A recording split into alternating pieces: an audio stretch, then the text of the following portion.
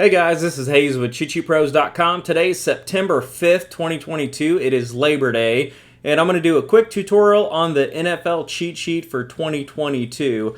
As always, welcome back to CheatSheetPros.com. This is your source for sports betting, player props, and daily fantasy information.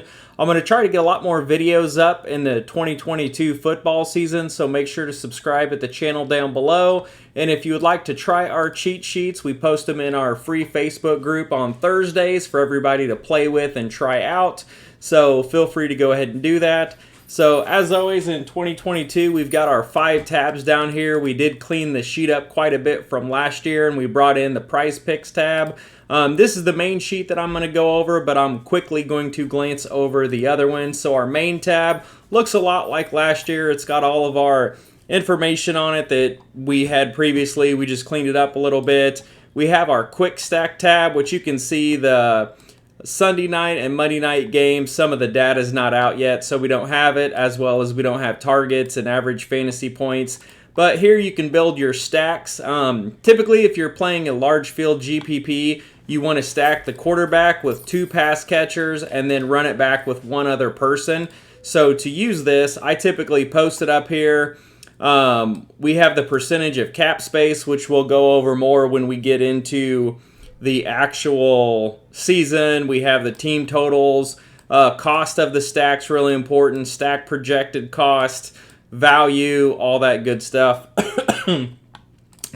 So one thing you can do here is you got your quarterback, which is stationary, your wide receiver 1 and wide receiver 2. Now you notice when you click inside this box up here, another little caret, so you have 2 carets here. So click inside the box first, and this outside caret will allow you to change the position. So the inside caret is just going to allow you to sort and exclude information, and a lot of people couldn't find this last year. So if you want to look at QB, wide receiver 1 with the tight end, click inside here, hit this little caret, and go to tight end 1. And this is going to pull your tight ends, and then you can sort by some of these, such as projected value, etc., and kind of go down. So just looking at this real quick, if we sorted by stack value early in the week, right now it's going to give us Burrow, Chase, Hayden Hurst, and Deontay. Well, we know Hayden Hurst doesn't usually have a lot of value, so that's probably not one you like. But if you could go Kyler Murray, Marquise Brown, Ertz, run it back with Juju, that's a pretty valuable stack to run right there. But this is something that you can play with and bounce around quite a bit. So let me go ahead and put this back on wide receiver 2.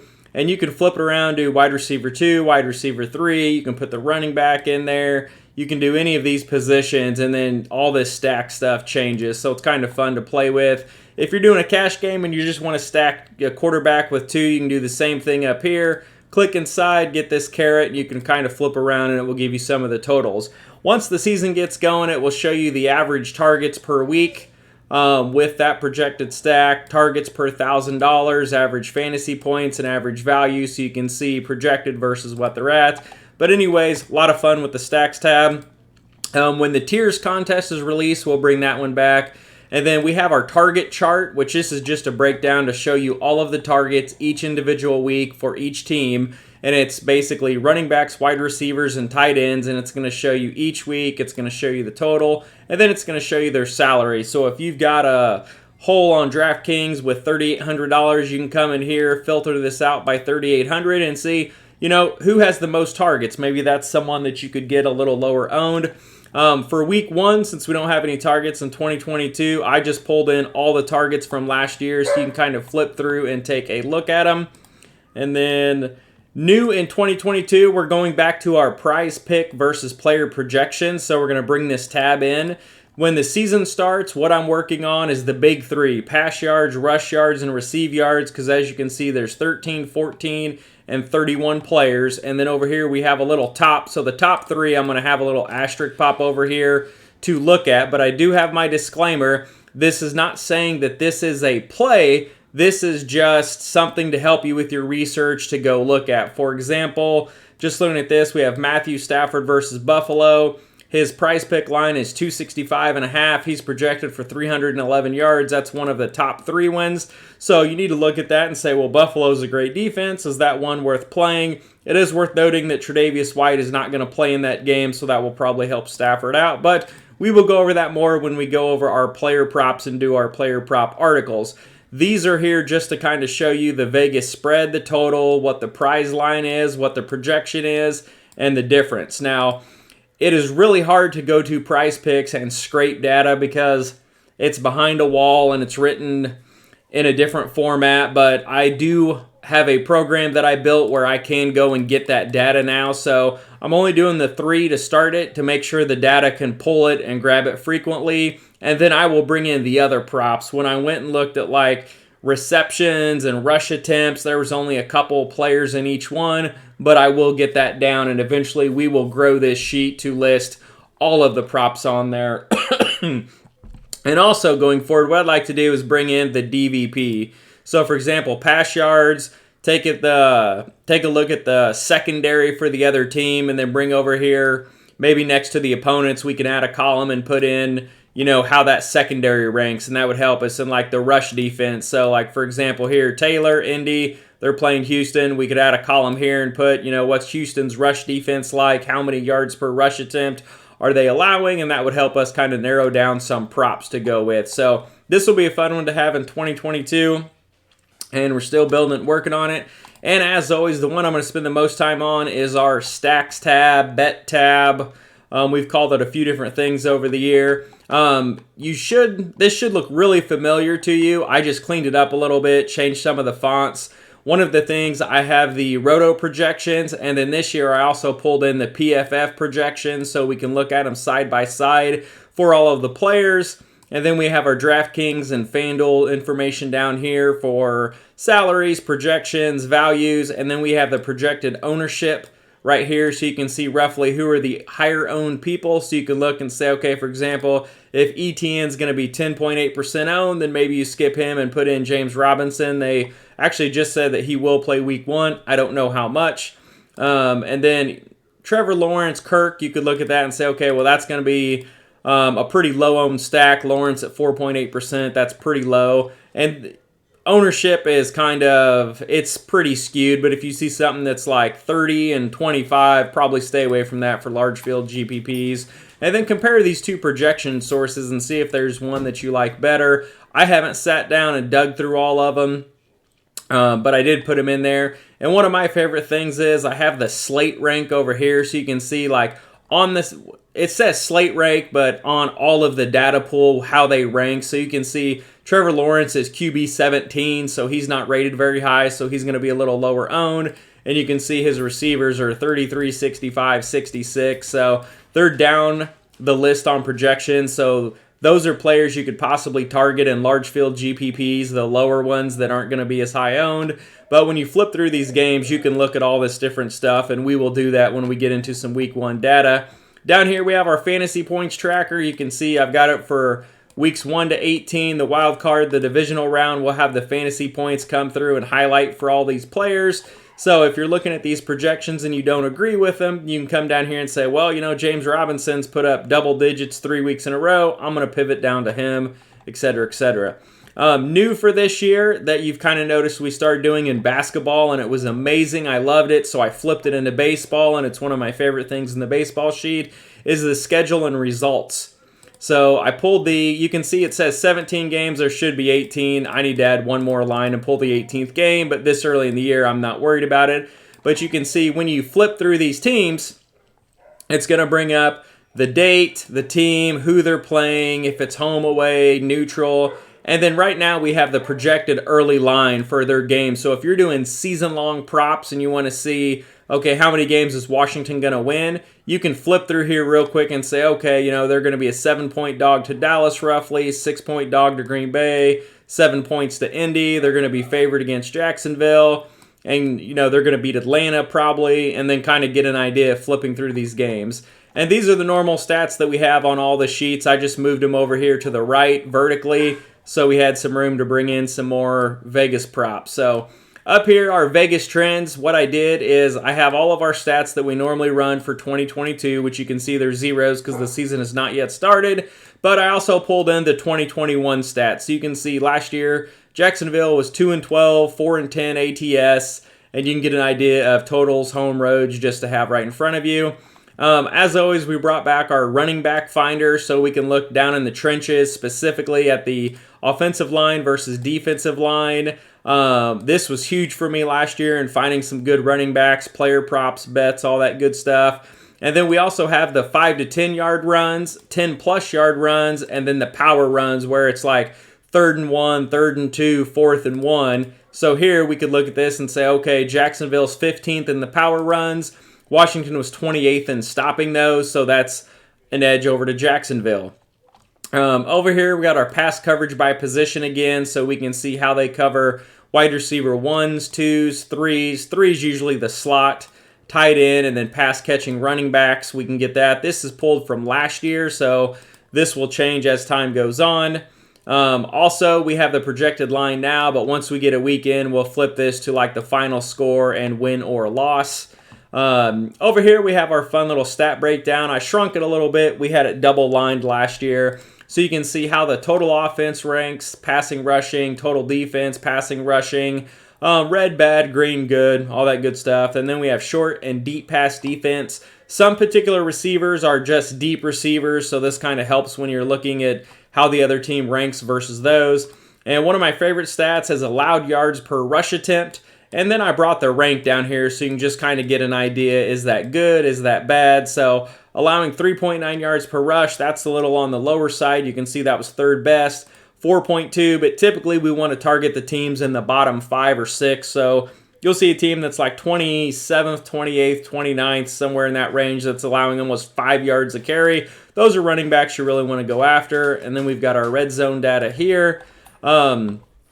And then over here, we have our basic power rankings that we put together. We do a custom power ranking kind of in the background, and so I wanted to just set it next to each team to show them kind of where they rank to get an idea.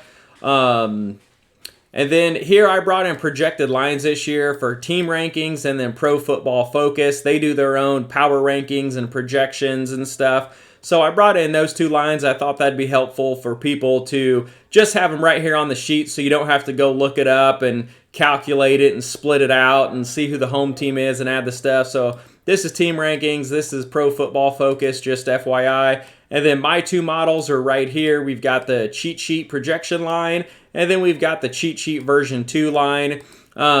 These also do a projected yards. So one things I did last year on the side, I didn't really focus on it a lot, was we do a projected rushing yards and projected passing yards and projected total yards for the game. So here you could see Washington, we're projecting them for about 121 rush yards, but only 96 for Jacksonville. So if you're looking for a running back, as long as it doesn't have a running quarterback, you could look over here at Washington and say, hey, I'm probably going to go after one of these running backs because they are projected with a little bit more rushing yards. I wouldn't spend a lot of time on this for weeks 1 and 2. We got to get some data in. This is just pulling last year's average data. And then the cheat sheet projected line, I custom went through every single team of how they were rated this year versus how they finished last year, and I pulled all last year's stats, and then I kind of skewed them up and down. So if they're projected to be better, I moved up some of their yard per point, yardages, up to where it's a little better, and then their defensive numbers, if the defense was better, then I slid it down. So I basically pulled the rankings for 1 to 32, and then how they were ranked this year and how they finished last year, and kind of mixed the stats up to get us a week 1, week 2 line. Once we get a week under our belt, I will take that number, mix it in with the league average and a little bit from last year to kind of get a little closer. But once we get about 3 weeks under our belt, we get a really good number and we can start to see how teams are doing when they start putting stuff together. As always, this is going to have some basic stats over here, but we're going to have a projected score, total, and a projected line. And as always, here on the teams, you click inside the home team, you get the little caret drop down, and you can flip through any one of these games and take a look at it. For example, we got Indy Houston. Here, Vegas opened this at 8.5, and then Team Rankings has Indy -10. PFF say it's about 7, and then we have it about 8, 8.1. If we go off straight yardage model from last year, it's 9.5, so just take it with a grain of salt. So the way I would look at this is look across here and say, okay, we got -10, -7, -8. So everybody has Indy winning by somewhere between 7 and 10 points. And that's pretty close to the line. So you want to look for differences, and then those are the teams you want to go after. And again, when we do our weekly articles and weekly best bets, we'll go over all that stuff. But that's what the cheat sheet looks right now for 2022. Today's September 5th, about 4 o'clock. I just posted the first run. Some notes. I will update this later on this week. I'm off all week, so I'll be posting a lot of content. I wanted to make sure NFL's up and running and we've got all our ducks in a row before Thursday night. Sports betting is also legalized in my state now as of last Thursday. So I have 4 $50 free bets and 8 $25 free bets, and then 2 parlay boost. So I have a lot of stuff I'm going to focus on next weekend because I have a lot of free money to play with. We're also going to focus on some same-game parlays. I absolutely love those. I've been jealous of those in the chat that everybody posts because I've never had access to them until last Thursday, and I've already got in and sprinkled a couple of them for baseball. Also, the Sunday night football and Monday night games are not out yet, so those players, if you do look on the main tab, they'll kind of be blanked out because there's no information yet. But when Prize Picks releases that data, I will update the sheet and pull it in, and we will have that information. We will have the showdown slates populate in here. I built another sheet in the background to pull all of that data, put in their correct positions so they would fit in here. That way you don't have to say, well, it's not a main slate, I can't get the data. We're going to have it all in here this year. Trying to think if there's anything else. Yeah, make sure you're following us on Twitter, YouTube. Those are the 2 places we post a lot of content. We have 2 Facebook groups. We have a premium group, which is basically 50 cents a day for the most expensive membership. And then we have a free group where we also post stuff in there, and you can flip through and take a look at that. Also, if you guys are not in the chat group for the premium group, I mean, these guys post like so many freaking winners. They post these games and they go back and they post these dollar signs over them, and they sit there and this thing runs 24 hours a day. And I mean, look at all these. He won this, he won this, won this.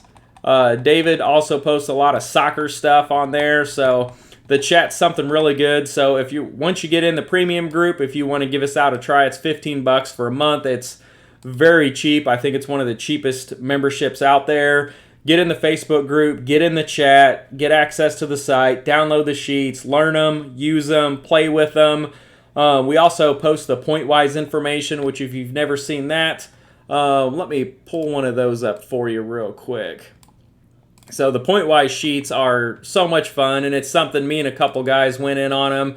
And then eventually I just said, look, I'll share them with you. We can play with them. These sheets are great for sports betting. They have everything in here. They write up every single college game. They have their best bets. They have their own power rankings, projected lines. They have trends, records. And this is just the one they did last week for college. And so the one this week will have college and NFL. But we also post excuse me, post those in there. Those are a lot of fun. So anyways, give us a try. Have some fun. We'll talk to you soon.